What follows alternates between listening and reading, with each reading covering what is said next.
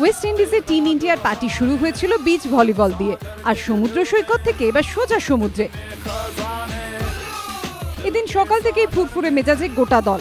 একের পর এক টুইট করে ক্রিকেটাররা জানান একেবারে পিকনিকের মেজাজে রয়েছেন তাঁরা।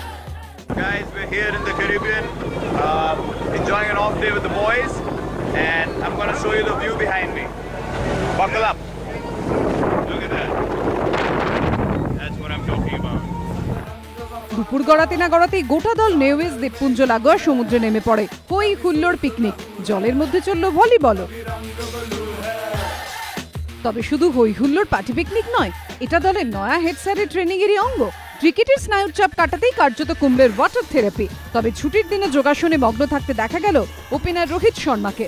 ক্যারিবিয়ানদের বিরুদ্ধে দ্বিতীয় প্র্যাকটিস ম্যাচের আগে ছুটির দিন কাটলো একেবারে পিকনিকের আমেজে। এবার 22 গজের চ্যালেঞ্জ, ক্যারিবিয়ান চ্যালেঞ্জের যোগ্য জবাব দিতে প্রস্তুত টিম ইন্ডিয়া।